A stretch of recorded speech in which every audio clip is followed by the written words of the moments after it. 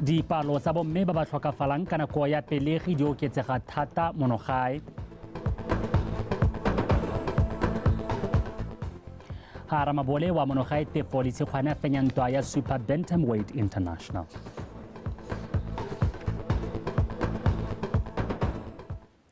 Topo taposa ke ora nolang ka puo ya diatla mothetsong ka mogela ga bodi amogele mo pegong ya ntlha puso e supa fa e tshegeditse maitlamo a go tlhomamisa gore ga gope Motswana yo o salelang kwa morago ka go rotloetsa tekatekano ya merafe le seabe se se bonelang sa botlhe mo go tokafaleng ga itsholelo fa bula semmuso moletlo wa ngwao ya Mbungu Cultural Festival kwa Shakawe mosong ono Dr. Dr. Mokgweetsi Masisi o kaile maiteko a tsweletseng a go rotloetsa seabe sa merafe mo itsholelong le thulaganyo ya go rotloetsa tiriso ya dipuo ka go farologana mo thutong go akaretsa botlhe rutepego ka utshidile onkabetse. Kgaolo ya Ngamiland e tumile ka dingwao le merahi e harologaneng mme motse wa Shakawe one o na le batho ba heta 10,000 ba ba akaretsang merahi e tshwana wa Bahambukushu, Bayei, Basarwa le Bakgalagadi. Moletlo wa ngwao wa Mbungu Cultural Festival o ipelela ngwao ya Bahambukushu mme ebile o gatelela seabe sa ngwao mo go tiseng dithabololo tsa sennelaruri. Le hano ke le tautona go tla go tempa ebe ke saena ebe ke rurahatsa gore le Batswana le lekana le Motswana mongwe le mongwe ke so o bona ne ganna motho gore re amogele re rurahatse ebe re tshele madimo gore puo ya galona ya Sembukushu hela ya ka seyei ya ka Afrikaans ya ka tse dingwe tsa SeZulu tsa Setebele di simolole go rutwa banana ba ko tlase le rateng noka e yotlhe ka go e babalela mme le itseng gore noka e ke ya Botswana e mo Botswana ke ya Batswana. Ha ke rialo ke a le tlhagisa gore ke batla gore le je meamuso ya noka ye inne lona batho ba le bona meamuso ena pele ga motho e seng Motswana. Ke batla gore itsholelo ya nokae e retologele ko Motswaneng. Dithabololo tsa segompieno di takatse di molemo mme gape di na le matshosetsi a gomagometsang go nyeletsa ditso dingwe tsa ngwao ya Setswana tse bontsi bo dumelang bo tshwanetse tsa somarelwa le go sirelediwa ka bokete go sologela molemo dikokomane tse di tang. Ngwao ke selo se se ka goba ngwao ke selo se se ka go aga mme ke bo ke kopa gore jaaka le bona goromente a re ngwana a ruteng ka timi ya gagwe a ba gaetso re simolole go buisa bana ba rona puo e ba ya amoleng. The Hambukushu community in Botswana is doing exceptional very well in promoting and conserving our Hambukushu culture and tradition. I commend the traditional leadership in Botswana for jealously guarding your culture and tradition. Kgaolo ya Ngamiland e ngwele ditso tsa ngwao, tholego le bodiragatsi le bojanala tse di ka dirisediwang dithabololo. Yaanong ya ka re dumela mo timong jaana sejo sa rona se se tona e be nna le belebele e be nna le manoko jaanong ke gone ka mo le bona mo emblem ya rona kana mo logo ya rona re supile muba ka borogo ja Mohembo Bridge gore re ka dira mo hoteng Okavango River Bridge boat flotilla a go pale sepe tautone gore re rena letsatsi le le tshwanang le ile re bo re paltagantse le one tiro ya go nna jang gore go goroge diketekete mo motseng wa rona wa Shakawe e re gakolla ko re tswang teng re le morahe e re neela ditso tsa rona re le morahe mme se gape ke go rotloetsa le gone go nonotsha ngwao e se ya lona hela ngwao e re tsetseng go godimo re le Batswana gore be re nna re ntse re ikgakologelwa ko re tswang teng re gakologelwa tlholego ya rona. Mo maitamong a go ka bakanya itsholelo le thabologo ya sennelaruri le a tsheleno le tsweletse ka go atolosa mosepele wa go thabolola mohama wa bojanala ka go akaretsa ngwao, maranyane le bodiragatsi tse tsotlhe di rotloetsang seabe sa bothe. Utshidile Onkabetse, Botswana Television. Tona Dr. Mokgweetsi Masisi a re puso e tsere maikemisetso a go tlhomamisa gore go na le dikgomo tsa boleng mo mafelong a farologaneng go ralala lefatshe leno e le maiteko a go ntsha nama ya tlhwatlhwa e kwa godimo e ka kgatlhisang mafatshe. Tona o ne a tswelela jalo fa a beela mme Makena Chapi poo kwa Shakawe go atolosa maiteko a lenaneo la go aba dipoo le go thusa setšhaba go oketsa palo ya dikgomo tsa boleng. Ke letleletswe mo lekae wa bega. Lenaneo la go aba dipoo le tswelela ka go itepatepanya le seemo sa kwelotlase ya dipalo tsa dikgomo mo lefatsheng leno. Batho ba motse wa Shakawe ba palo e fetang 10,000 ba tla akola maungo a lenaneo le jaaka ba tla abelwa dipoo tse di 10 fa kgaolo yotlhe ya Ngamiland e filwe tse di 40. Puso ye e rata leruo e le batlela go leruwe e batla go leruwe hela ka leruwe go borwa Botswana. Re tswela ka gore re hetle mahatse a rekena maetsong kwano e mo red zone at as high a price as possible. Gongwe bile mo isagong re tsenye plante ya bana maena gore ka gore ha e budule ke gona e ka dirisiwa. Ebile re tsere tshwetso gore stewing beef ya dikwele re reke and the priority will be given to this area. Gore price ana malona re khokgwetse go godimo. Lenaneo le la abela batho ba ba nang le bokgoni jwa tlhokomelo ya kgomo mme mo tsatsing le mme Chapi a amogela poo e tla mo solegela molemo le ba ba gaufi le ene. Gompieno o dila wa nthusetsa gore ke itse leruo gore leruo ke eng. Boye e ntirele ka lerato ya ka ke hilwe ke modimo ni tautuna. Idirele ni baagisani ba bapile nabo ni yone e ba direle abe hetula dikgomo tsami abe khudisa dikgomo tsami. Bani ba motse wa Shakawe ba ne ba rotloetswa go inakanya le methale e mesha mo mohameng wa temothuo. Quality e go godimo ha re ka ra e hitella ga re sa dirisi boranyane malatsing a mo leruong la rona kana mo temothuong. Boranyane jo re nang le jone je re batla re buitse ke gore boya ka le bona ha ile ha yana e khona gore e be ile gone ka kwana mo go vango me be re be ile gape go ra matlaba re khona go e gama re be re tsa peo ya yone re be re khona gore re be go ra matlaba kana motho wa tlare le seka o seka wa ha motho tlhapi o bore ke gona ya ka ga o mothusitse morute go tshwara tlhapi ke se leng gore sa direga gompieno ka poe tautona ga re fe nama a re tsaya poke o ye go tlhabolla ka ha o ka tshwannang ke gore o ka huma ka teng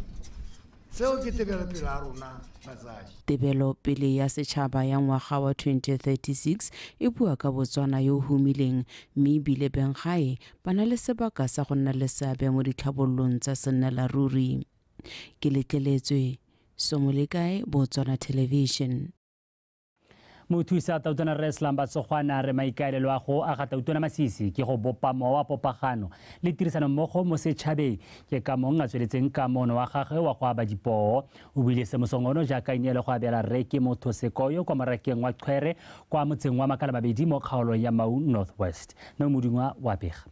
Mangwe a maikaelelo magolo a ga motlotlegi Tautona wa lefatshe leno ke go bona lefatshe le ntsha dikgomo tsa boleng jo bo nametsang jalo mothusa Tautona Reslam Botswana o go etlile barui go ithuta kgodiso ka satla gore boleng jwa kgomo e ba yabetsweng e seka ya nyelela. Go na le thulaganyo ya papadisano e gololesegileng ya mahatsha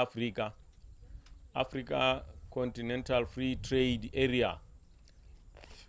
e simolodisitsweng e tatogang e simologa. Tautona ka tibelo pele ya gago ba ta gore ga go ta go goroga ko e be le gore rona Batswana le rona ra bapadisana le mahatshe a mangwe batho ba tswe kwa ba ta go lehatshe la Botswana ba ta go bona le go reka meruto ya dipoo tse di tlhabologileng. Morulaganyi wa lephata la temothuo mo kgaolong ye Nkemetse Mathemabe o tlhalose fa reke motho sekoyo e le morui wa popota ka jalo a supa fa mpho e wetse mo diatleng tse di maleba. Betso re ke motho sekoyo na ha re ntse re seka ebile re ntse re bua le re bona kwa tswang teng a re simolotsela ka go rekisa pitse ko la kgona go lemoga gore rekisa pitse e kgona gore e go ise ko ka le masaka la gago la kgona go bona gore la monana mme ke batla gore a le tatlosega a itshupe gore ke la monana kwa ntle ga one mogama one o leng gore ra o bona o sale ka gore phuthare le Batswana temothuo bogolo jang re lebile kgaolone go na le megama e mengwe jaaka ya bo-tourism go na le megama e tshwanang ya gore e ka re ga e ntse jaana e di dira letsalo le ka re di tswa kgomong jaaka Raetsho Mothusa Tautona a bua ka value chain la dira dio tse dingwe tse e leng gore di ta oketsa lehumo la lona gore le tswelle ga la pele re ke motho sekoyo fa amogela poe o ka ile fa ese ya gagwe hela mme tla soregela mosola ba rui botlhe ba thota ya gagwe ke re botsadi sabe ke se sa rona se a re se tlhokomele ba rothe ra bona re mo pakeng tse a selemo se ka la tshaba go tale nthalereng ya me plane ke re ka tswa jaana ra bona gore sabe sa rona re ka se godisa jang e re ka go supagetse fa lefatshe leno le la lepalo e kwa tlase ya dikgomo barui ba rotloediwa go ipeela meroto ya dikgomo tsa bone go atisa leruo la bone Neo Modungwa meraka ya Tshwere kwa motseng wa Makala Mabedi Lenaneo la ga Tautona Dr. Mokgweetsi Masisi la go aba dipoo tsa matsopa tlhabolotsweng le tlotlomaditswe thata ke barui ba kgaolo ya Bokone Bophirima ka ba dumela fa le tla tsosolosa mowa wa bone mo thuong morago ga gore dipalo tsa dikgomo tsa bone di wele tlase mo sebakeng sa dingwaga tse di hetang 20. Mosong ono mothusa Tautona Reslam Batsogwane ona rolela re ke latlhegile molele poo ya Drought Master kwa merakeng ya motsana wa Phuduhudu ya kgaolo ya botlhophi ya Maun East. Bethany Mando wa bega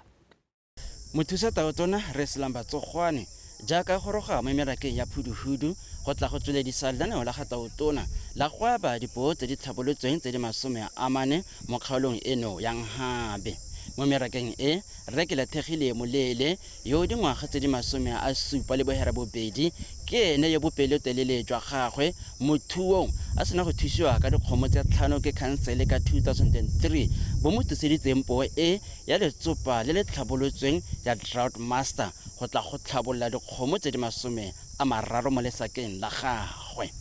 hela se re bua re Drought Master se se re bua ka luba ke go rala gore ke poo e le gore yone itse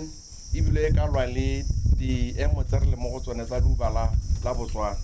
mme anong ga e teela e le Drought Master ya gore ke poo e tagwela re bona eta e tlhabolotswe e le nte mme Tautona e le motho yo o nang le tibelo pele o leka go tsholetsa serodumo sa temothuo mo go itebaganyeng le lehuma le le shinneng meno mo go itumaganyeng le lethoko la mebereko mo go itebaganyeng le dipharologanyo tsa botshelo mo Batswaneng ke leboga Tautona ke mo leboga ke khubane ke mo leboga ke menagane ka gore hompelo jana dikgongwana tsa mitse di tula go tuta diapile re ntse re le mo kgaolo ya botlhophi ya Maun East mo merakeng ya Janoga Bosetša mme Narifo Boeng o nne lesego go amogela poo ya letsopa la Beef Master ha mo rolela mpho e Mothusa Tautona a tlhalosa fa se dirwang ke Tautona Masisi se sa helela ka go aba dipoo hela a re o na le toro ya go bona mohama o tlhabologa le go heta ha o leng teng gore barui ba kole kgomo go menagane Tautona ha le ha yana bone maloba ha dikgomo di senana di goroga a bua ka di-technology tse dišwa tsa gore ha re tswa go nea mo legatong le la kgwediso ka seatla re tsena mo go embryo transplantation or transplanting e le gore ra go transplanta di-embryo e leng mehungwana ya dikgomo kore kgomo e breedi jwa Brahmane ha go na le kgomo kana ke kgomo mang ha o tsere mohungwana wa Brahmane wa letsopa le le rileng o tsenya mo kgomo ena magadi eo ya go tswa le Brahmane hela jaaka intsi ke re tsile go nelwa ke dipula lights jaanong gongwe ke tase ke ya go lebogela poo modimo tla le segogatse dipoo tse di abelwang barui ba ba itekang go tlhabolola matshelo a bone gore e re ka ngwaga wa 2036 ga bo go sena ope yo o saletsweng kwa morago di thathubile ke lephata la temothuo gore ga di na malwetse a lesaka mme mo godimo ga mo di itekanetse sentle go dira tiro ya tsone ya go oketsa letsalo mo lesakeng. Bethany Mantu, BTV News, Meraka ya Phuduhudu le Tshanoga Boseja. Re ntse re le mo go tsa kabo ya dipoo mme Seeletso Raditshego wa moraka wa Kaushe mo motseng wa Tsau a re go boile mongwe wa bomme ba ba abetsweng dipoo mo kgaolong ya Nkami go mo dirile motlotlo ebile seo se supa fa Tautona Dr. Mokgweetsi Masisi a lemoga seabe sa mme mo mogameng wa temothuo mo lefatsheng leno mme Raditshego o buile se jaaka na abelwa poo ya Drought Master le Sego Mokwaisi wa bega. Mme Seeletso Raditshego o simolotse go rua ka ngwaga wa 2007 morago ga gore e nne mongwe wa barui ba leruo la bone le neng la amiwa ke bolwetse jwa lekgwafo ka ngwaga wa 1994 mme tsa bolawa morago puso ya bafa phimolo dikeledi go supa bonnatla mo thuong ga mme Raditshego ke gone jaanong go dirile gore e re maina a bitswa le ene e be le mongwe wa ba ba kotseng mpho e go tsweng kwa go Tautona. Immediately morago ga ba senana ba phunya sediba ga bo gota bolwetse jwa lekgwago 1995-1996 mo dikgomo tsotlhe sa kgaolong ya Nkami di neng tsa bolawa mme le go morago ke ha bata a ba boela ha ka 2007 ke ha ba barui ba ba neng ba le mo tikologo ba simolla ba kopa metsi gone go simolla go rueng ga bone ke ano ba kopa metsi ha ke ba na ba duela ka kgomo ha le gakologelwa vision ya rona ya 2036 re rile ra re tla be re le tšhaba e leng gore e tla be e na le letseno re le botoka mo go tsa itsholelo le gone hela gape gore re tlhoka gore batho ba ga rona ba e leng gore ba saletse ko morago re leke gore re ba tsise ba kgone gore itsholelo ya bone e nne e botoka yaanong ga re go neela poo yana re raya gore palo ya e kgone gore e tsene mo sakeng e bereke palo ya dikgomo tsa gago mo sakeng e oketsege. Morui o tshepisa fa a tla tlhokomela poo e fela jaaka ntse a tlhokomela leruo la gagwe ebile a kaya fa le barui ba meraka e mo tikologong ba tsile go akola poo e go tlhabolola leruo la bone. Tota ke ne ke eleditse gore Tautona a balega ke mo leboga le ene ke mmona mme ke a ke le kopa gore le bolele Tautona gore ke lebogile ga se ka go rata ga motho ke ga ka go rata ga Modimo ke re ke tla tlhokomela poo ya mme e tata e ntirela dikgomo tse di na le boleng ebile le baagisanyi ba me ta re mo tsamao ya letsatsi le bone ba tla nna le dikgomo tse di na le boleng le ba tikologo ya me. Tota na ke lebogile thata gore mme Seeletse ba bone poo ne ga ke batla go iphita ka monwana tota kgate ne njela masola a mmele mme la ba gaetso Tautona a re change ka ntse re akanya ka teng tota ba go ga Tautona ya nna ke a rata thata a re o ema bo akanya bo le ba go morago gore a o tsamaya sente a o tantse o dira dilo sente go tswa go tswa teng mme ga o bona gore ntse o ta o sa dire sente dilo tse change. Kgaolo e ya Nkami e tla abelwa dipoo di le 21 go tsweng ka Matlhatso go tsena mo go la Sontaga. Le Sego Mokwaisi, Botswana Television, Meraka ya Kaushe gaufi le motse wa Tsau. Dipalo tsa bomme ba ba tlhokafalang ka nako ya pelegi di oketsegile thata mo lefatsheng leno ntateng ya mabaka a farologaneng a akaretsa go latlhegelwa ke madi a mantsi ka nako ya pelegi se se builwe ke modulasetilo wa Botswana Society of Obstetricians and Gynecologists BOSUPA kwa tshimolodisong ya phuthego ya baitsanape ba mogama o itebagantseng le tsa pelegi mo Gaborone a re utlwe Yenge Malimoyo. Phuthego e ya baitsanape ba tsa pelegi ya BOSUPA e tla ka nako e maleba ya go lwantsha dipalopalo tse di ileng magoletsa tsa bomme ba ba latlhegelwang ke matshelo ka nako ya pelegi bogolo jang ka ngwaga wa 2021 ka mabaka a farologaneng. Our mortality ratio was around 130 deaths per 100,000. I think it probably was perhaps the lowest it had been, but still failing to reach the targets that we set for ourselves. This trajectory was interrupted by the COVID-19 sketch in 2021, where we then had 240 deaths of mothers giving birth during pregnancy, delivery, and afterwards. The leading cause of death is hemorrhage. So they bleed heavily and we need lots of blood products available. Having the skill to deal with the emergency in time, infections and complications from miscarriages. So it's about 44%, I would say like 4 in 10 women have said that their pregnancies were unplanned. Problems of high blood pressure in pregnancy.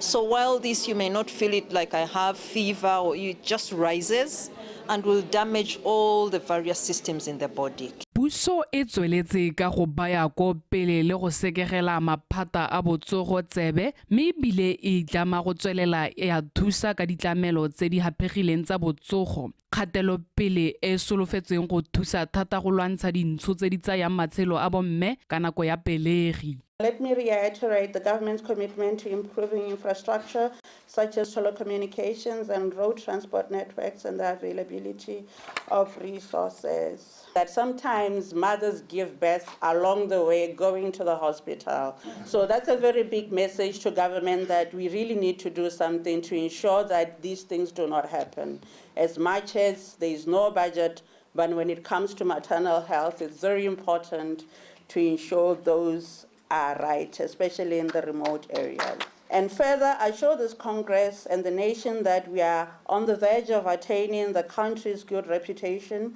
in provision of primary health care systems in the world, effected through family welfare educators. Baitsanape ba mafatshe a sele le ba monogae ba ba mo mohameng o itebagantseng le tsa pelegi ba nankotse fa maduo a dipatlisiso tse di hapegileng di tla ba thusa go tlhabolola mohama wa pelegi mo lefatsheng leno. Yenge Malimoyo, BTV News, Gaborone. Lefatshe la Botswana le beile kwa pele kalafi le thuto ka botsogo jwa tlhaloganyo mo ditirelong tsa lone go tlotlomatsa maikaelelo a go lwantsha le go fa dithuso tse di maleba. Kgaolo ya Selebephikwe e ne ya ipelela segopotso sa letsatsi la mafatshefatshe la botsogo jwa tlhaloganyo kwa Selebephikwe ka temogo ya gore lefatshe leno le na le palo ya batho ba feta 42,000 ba ba amilweng ke bolwetse jo. Karabo Molisi wa Bega. Mo toropong ya Selebephikwe e kileng ya itemogela dikgwetlho tsa kwelotlase ya seemo sa itsholelo fa moepo o sena go tswalwa le bolwetse jwa COVID-19, batho ba le 6,401 ba tshela ka malwetse a tlhaloganyo mme tiro e ke tselanngwe ya go itepatepanya le seemo ka go ruta setšhaba le go supa ke monokeng mo go ba ba amegileng. This year, 2023, the event presents a global commitment to raise awareness on mental health and advocate Voice is universal right. Greater Selebephikwe DSMT commits to this genuine mental health initiative. We also commit to effective leadership and governance for mental health, provision of comprehensive integrated mental health and social care services in the community-based setting. A mental health bill 2023, bill number 10, there were about 18 of 2023, was passed by Parliament during the July sitting, which has adequately espoused a human right and it is patient-centered. And what was used was the Convention on the Rights of Persons with Disabilities,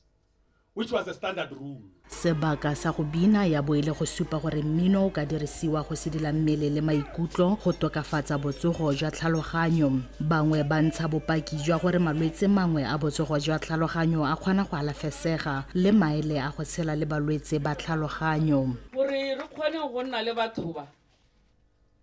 ba batla lerato, ba batla go ja. Motho a teng a ithela o sa pa o bogale. Ga bate go tenega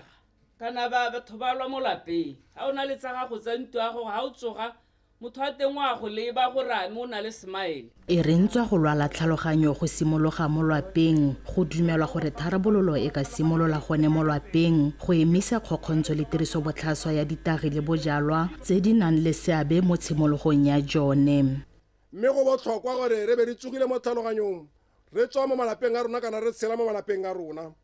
Go botlhokwa gore re le setšhaba le rona rotlhe kwa nteng ga malapa re be re tsogile sentle mo tlhaloganyong. Re tshwanetse re be re na le tlhaloganyo e e nonogileng go ntsha dikgang tse di molemo tse di ka tlhamallang lehatshe, go ntsha dikgang tse di molemo tse di ka re kaela mosepele o re tshwanetse re o tseye ko re tshwanetse go tsamaela teng le tšhaba ya Botswana. Rona bomme re dira eng? A re itseng re be re itseng le mohago wa rona ba re leng goneha gore re go dira gore mahoko a neng a buewa goneha rona re go a dirisa re be re a somarele gore re mo nakong e tlang dipolano le dikgokgontsho le maikutlo a kwa tlase di be di sa tlhole di le teng. Seabe sa setšhaba se lemogo a se ka tswa puso tema ka go santse go na le tlhaelo ya ditlamelo le ditirelo tsa botsogo jwa tlhaloganyo. Karabo Molosi, BTV News, Selebi Phikwe. Mo palamente wa Gantse South Remo Tsamai o tlhaloseditse barua kgomo ba kgaolo eo gore lephata la temothuo le tsweletse ka maiteko a go rarabolla kgang ya letlhoko la di-ear-tag tsa dikgomo. Remo Tsamai o buile se kwa phuthegong ya kgotla kwa motseng wa Nnojane kwa banni ba boletseng fa dikgomo tsa bone di sena di-ear-tag, mme seo se ba paledisa go rekisa ebile go ba leruo la bone mo boraing jwa go utswiwa. A rutlwe pego ka Lesego Mokwaisi. Banni ba kgaolo e ke batho ba iketleng thata ka thuo ya kgomo go tsenya letseno go itshetsa. Ka jalo ba supa fa go tlhokega ga manyena a dikgomo e le nngwe ya kgwetlho e ba jesetsang mo kgobedung. Ka ya mang wa dikgomo betso go na ga nna le phosego ye leng gore yona ntse a neetswe tender ya gore a ba elene a rekang o mang a mo neela gormente kana mo dira kwa mo dirante a mo neela gormente malatsi a gagwe a naya bokhutlong mme na ra isa wele ga nna le thulaganyo e apegile ya gore ka re ska ra mmaga wela hela ka gore go ka tsaya nako e telele a re boneng gore go batiwa yo mongwe gore yo ha a wetsa hela yo mongwe a ba a tseeletsa mme kgang eo e na ya helela e le gore ga e wele sente mo go yo mongwe yo na a neetswe pele a re go bewa motho ga godimo ga gagwe mme pego e gorogileng ko ofising ya me ke gore kgang ya wela mme ga go ise go ntshiwe gore kgang ga e wela e reng go raya gore go tswetswe batho ga ba rekise go tlala. Le fa go ntse jalo bangwe ba banni mo phuthegong e ya kgotla ba nna le sebaka sa go kgwa mo palamente wa bone dikgaba. Batsadi kgang ye ntse mo palamente a wela ka yone ya bana go tlogela ka ba le nosi ga ya siama. Dikgang tse ke tsone tse di rutatseng go ngwana re gongwe le wa mosetsana motho a ba go motlhala le nosi a mo dira dio tse di sa siama. Ditlankana tsa form 3 form 5 di nna le bakanyanela mo dikolong be di boela ko Botswana Examinations Council. Yaanong ne ke kopa gore gongwe go nne le thulaganyo ya gore di ska tsa bua di nne gaufi le rona gore go nne bonolo gore re di tseye. Go dijalo ruo go ka kwano go tla ra pesa fobo ka letshoba ke ra mo re sa tlholeng re itse gore a jaanong batho ba tswelele ba ntse ba hiwa tsonetse go teng ba di tlhokomelele tse di tsewang di tsewa tsotlhe tsatsi le le lengwe hela. Mo go tse dingwe banni ba Nnojane ba ne gape ba kopiwa go ikwadisetsa ditlhopho ka go solofetse gore mo kgweding e tlang e rogwa go simolodisiwe ikwadiso ditlhopho tsa setšhaba tse di tla tshwarwang mo ngwageng o tlang. Lesego Mokwaisi, BTV News, Nnojane. Tona wa temothuo re Fedile Semolao a re puso e dira ka thata mo go tlhabololeng temo le seemo sa dijo mo lefatsheng leno. Re Molao o buile se kwa motseng wa Sebina mo phuthegong ya baeteledipele ba kgaolo ya botlhophi ya Shasha West go tla go lekolana ka ditlhabololo tsa metsi ya bone. A rutlwe Abigail Madorobo. Re Molao o kopile baeteledipele ba metse go dirisa lenaneo la temo le tlotlo a netefatsa ka gore lenaneo leo le thabolotswe go tswa mo go la Isphadi gore le kgone go thusa balemi ka madi a go reka diterekere go atolosa temo. Re ntse re tshwaragane le lenaneo le re le bitsang temo le tlotlo ga le se le re bololo go leiti ke tshwanetse ka amogela mme boleiti jwa lone ne le gone go leka go dira lenaneo le e leng gore tla re ga le simolola le tsena mo tirisong ke le e leng gore le rona tla re le ba Tswana re le balemi re be re bona gore nyame re tswa ha re akwa yaanong tshologelo tota hela yaanong re le koneteletse mme la go bewa stempe ka la bobedi wa beke e tanye jaanong le be ka phuthololwa la isiwa gore lenaneo ke le diriseng a re tšhentšheng re boele kae ga o na le kgomo di le 4 o mphe nngwe ke godisetse ga e tsala wa ntshwaela ke yone go teng e a se ka ba lebelela o mongwe a humanegile go mo tshega mo neela ya godisa o mo tshwaele le ena tsoga a tshwaela ba bangwe le ga tshela rona le tao baeteledipele ba metse ya kgaolo ya bothopi ya Shashe West ba ne ba itsisiwe ka dithabololo tse di dirilweng mo metseng ya bone. Mo reporting ya rona ditsela ne re na le omission ya tsela ya road levy fund. We have been funded ka 1 million go dira culvert ko Marobela. Mme ke supela gona gore mo nakong ya gompieko tender ra rona e santse le mo evaluation mme ne ba supela gona gore report ya evaluation ba solela gore tebe le ready by latest tomorrow mo ra gore le one hela re solela gore tsare be ke eteng be le ko ofising ya mokoledi wa council. Kago ya tsela ya A3 e bolela fa e tla semolla mo nakong e khutshwane mme e tla thagolela kago ya tsela ya mafungo go bona e tla bong e fella ko motseng wa Bulubane. Abigail Madorobo, BTV News, Sibina.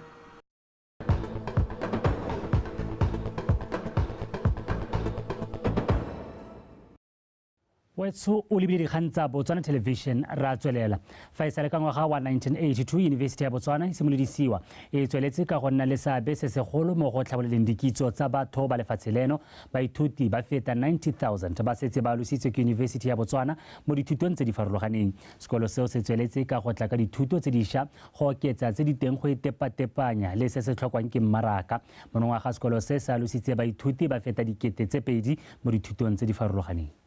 E sale ka ngwaga wa 1982 University ya Botswana e simolodisiwa e tsweletse ka go nna le seabe se segolo mo go tlhabololeng dikitso tsa batho ba lefatshe leno baithuti ba feta 90,000 ba setse ba alogile mo sekolong se mo dithutong tse di harologaneng sekolo se se tsweletse ka go tla ka dithuto tse dišwa go oketsa tse di teng se e le maiteko a go itepatepanya le letlhoko la mmaraka wa tsa pereko monongwaga sekolo se se alositse baithuti ba feta 2,000 mo dithutong tse di harologaneng ba jaanong ba le mo seemong sa go tsena mo mmarakeng wa pereko go nna le seabe go thabolola megama e harologaneng ya itsholelo mo palong eo ba le 17 e le dithutego tsa PhD fa a losa dialogane tsa dithuto tsa business humanities le social sciences mothusa tona wa thuto le thabolodikitso Rre Obre Lesaso a re puso e dirisa madi a fetang 2 billion pula go duelela baithuti mo dikolong tsa ithutelo ditiro go netefatsa ga Batswana ba nna le dikitso tse di ka letang lefatshe leno go atlega mo maitamong a go aga itsholelo e ikaegileng ka dikitso.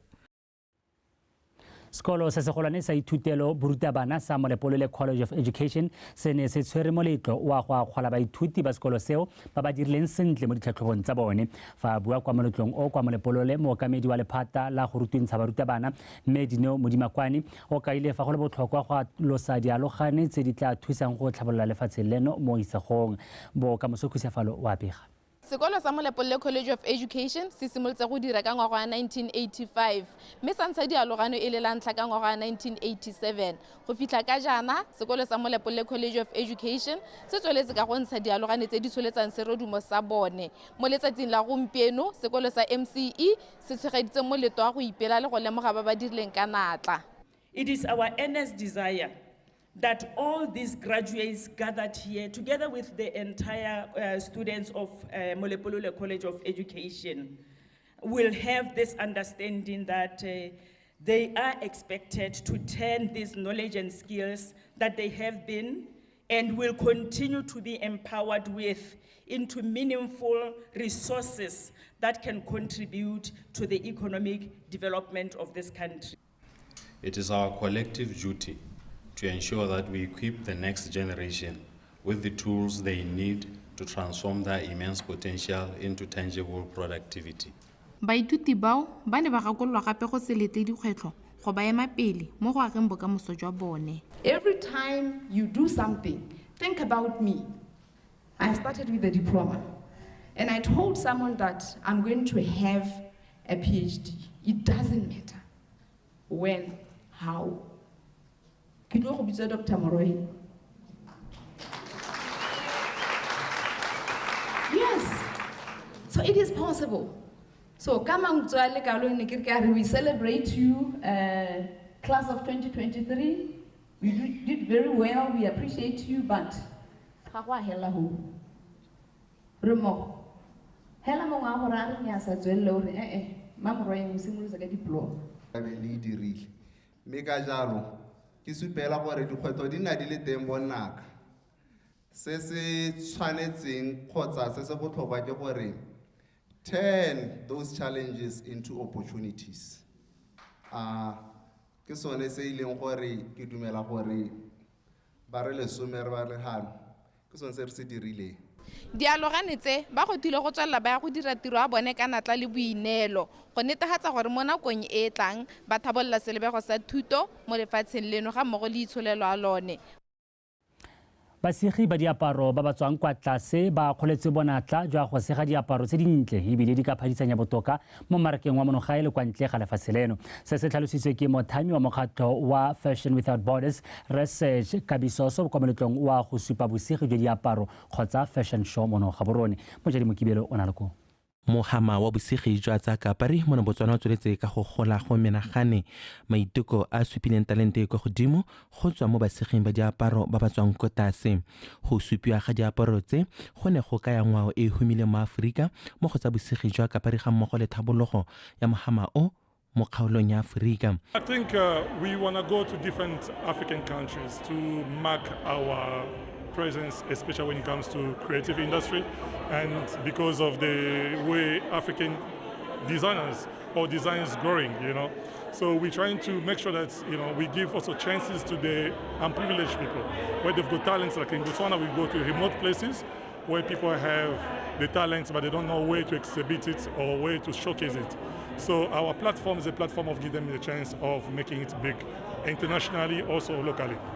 Moleto o inile serala se se tona mo baseging ba diaparo ba monogae di-event tsa mothalo o dira go le go golo thata mo gona because di go a chance ya gore o network le ba bangwe o ithuta sele le sele mo go ba bangwe le wena yala o bolela lehatse gore ke hano ke tshwereng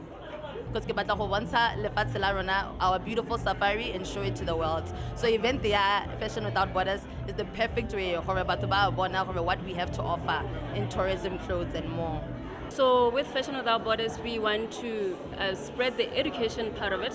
It's always about entertainment. We need to move away from that. We need to understand what the worth is. And from there, we can build businesses that are ultimately going to sustain us. Moleto o ne o ipelela ka ga tlase ga sethogo sa go ipelela Afrika ka bosegi jwa tsa Kapari o ne o kopantse basegi ba diaparo ba ba supang diaparo tse di segilweng ba itsanape mo mohameng wa tsa Kapari ba ne ba ipelela go thabologa ga mogama o mo Afrika. Mojadi Mokibelo, Botswana Television, Gaborone.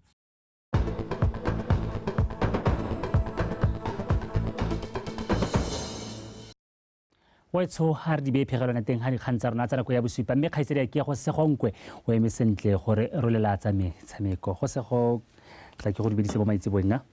dumela o lebile sa moka re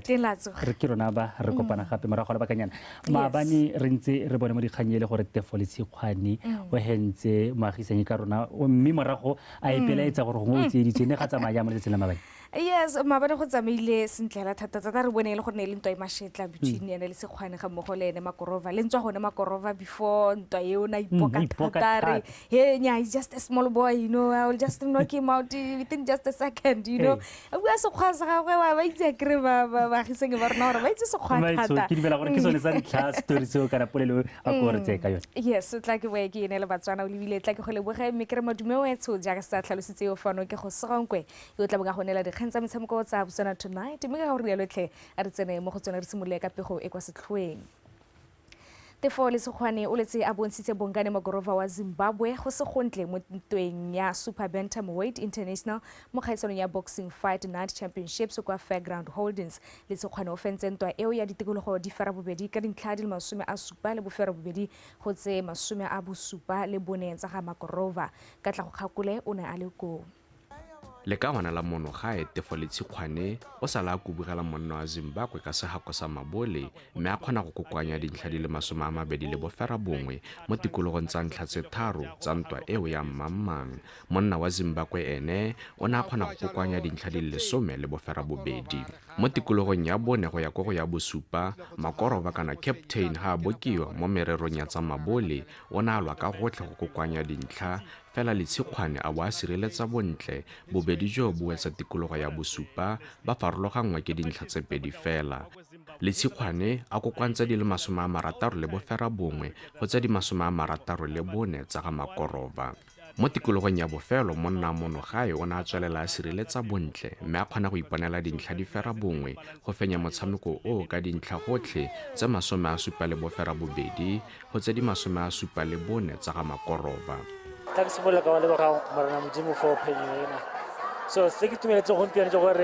I managed to contain this guy for the 6 rounds and I got around 5 and then the last 3 because not long around 6. I got to go gymming. Okay, get back can't take it. I can the last 2 rounds. This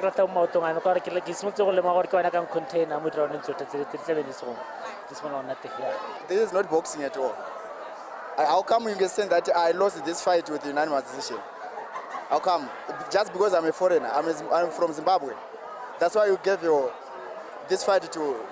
your guy. And I think all the judges, I think we are going to see the scoring cards.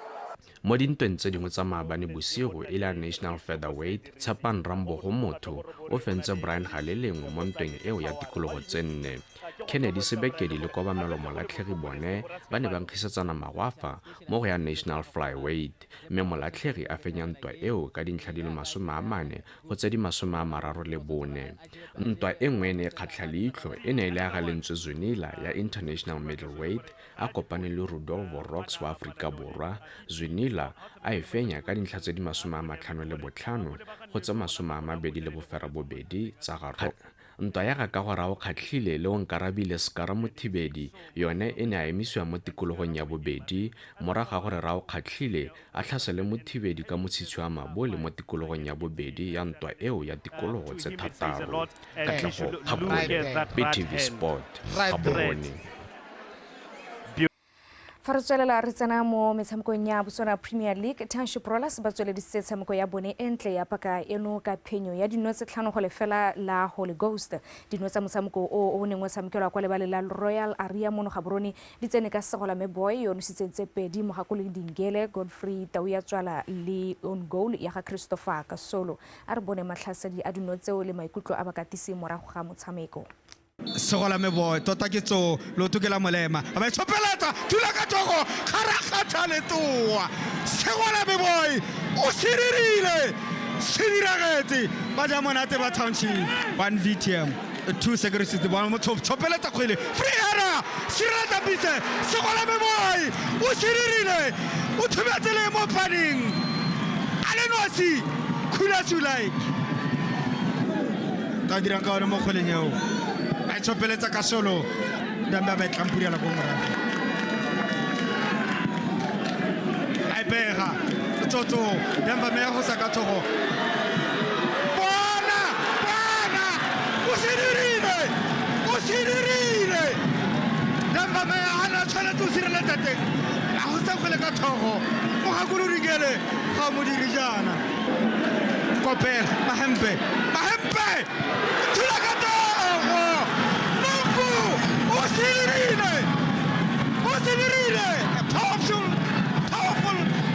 Powerful square ball, powerful header. Kato go bisa o pile go bala teng. Ba re tswa ka mebelo thabo, yo bothale, rakgale, shitisa motho, shitisa la bobedi. Motho o kabila ka leru.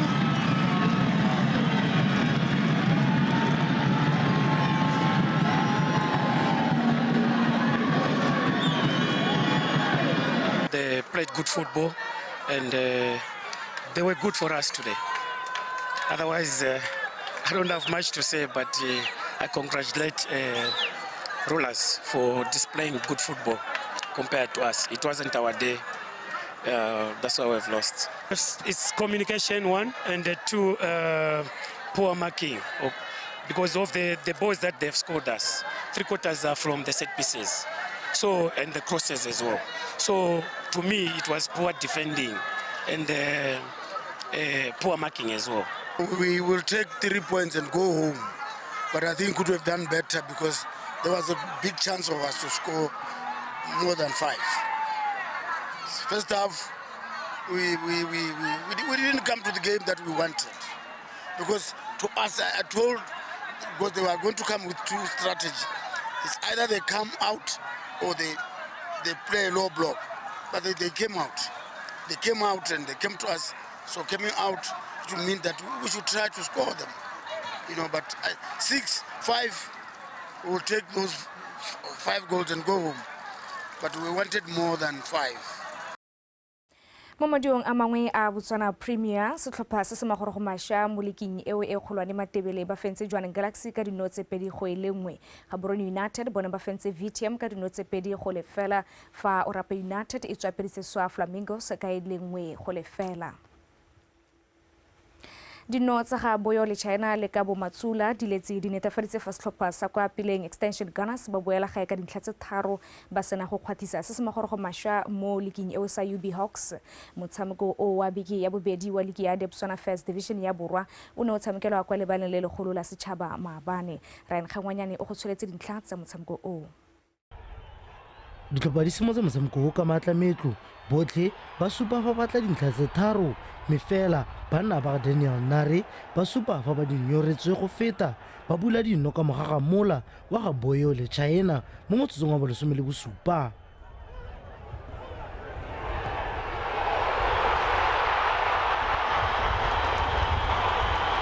Hawks ya se ka ipona tsapa ba tswela ba kgaremetsa motshameko ba o isa ko Extension Gunners meseo sa ba tla go ba tswela maduo mo motsotsong wa 40 le bosupa wa karolo ya ntlha fela ga re tela ditlhopha di ya go ikhutsa ka 1-1 ya Extension Gunners go lefela la UB Hawks mo motsotsong wa 63 banna ba kwa Peleng ba o gotsa mme wa tuka gape ba no sa nno ya bone ya bobedi ka Kabo Matsula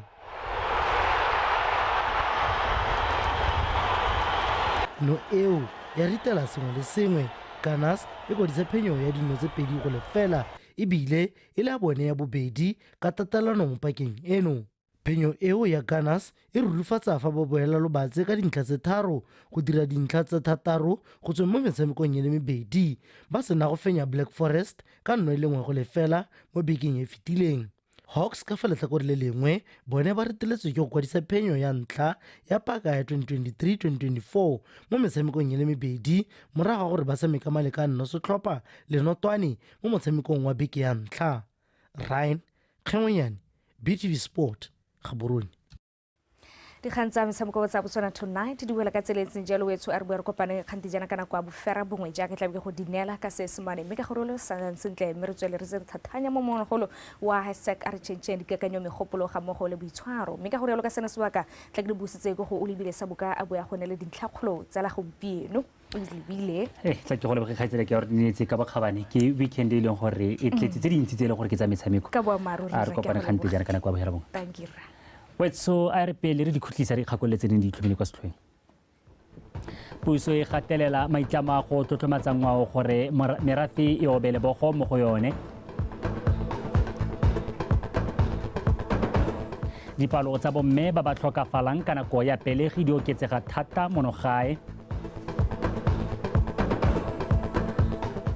Haramabole wa monogae tefo le tshikgwane a fenya ntwa ya Super Bantamweight International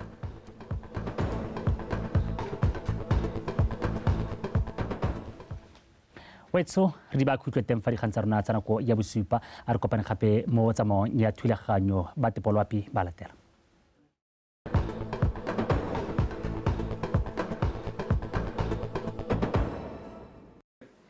Dumelang bagaetsho ka mogeleng ka seemo sa loapi o sediwa ke Lydia wa Dikgang fa re lebela tshwantsho sa loapi mo maitsebeng ano se re sebetsa maru mo mafelong ka bontsi a lefatshe leno go mo setsana ka mosa gona se tsore go thibile ka bontlhabong go dikgalong tsa Nghabe Chobe le Gare le Bokone Botlhaba ka kgonagalo ya pula ya diphefo le dikgadima go dikgalong tsa Chobe le Gare le Bokone Botlhaba fo mafelong a mangwe gone re se tsore go bona le dibata tsa maru mo tsamaong ya nako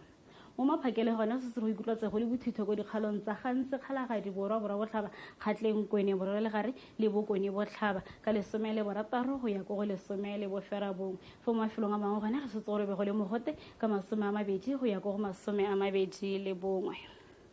fa re lebela mo tshokolong gona re se tsore be go le mogote go dikgalong tsa gantse kgalagadi borwa botlhaba kgatleng le Kweneng ka 33 go ya go 35 fa kgaolo ya le Gare Bokone Botlhaba le Chobe gone re se gore be go le mogote thata ka 37 go ya go 32 fa mo kgaolong ya Nghabe re setse mogote o tseneletseng thata ka 31 go ya go 40 ka jalo setšhaba se rotloediwa go ipaballa mo mogoteng o fa re lebella melelo gone go na le molelo o mošwa mo kgaolong ya borwa fa re lebella go bodiphatsa jwa gore molelo o tswe mo taolo gone go supa bodiphatsa bo tseneletse mo mafelong ka bontsi a lefatshe leno ka jalo setšhaba se rotloediwa go tshwara molelo ka kelotlhoko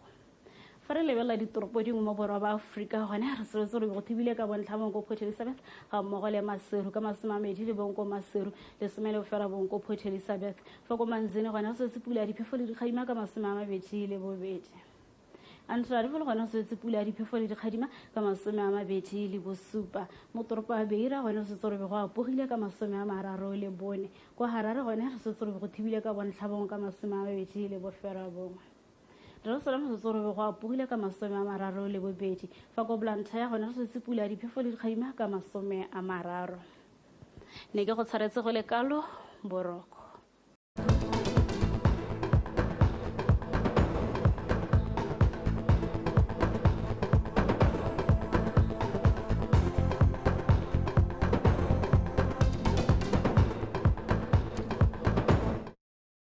Today marks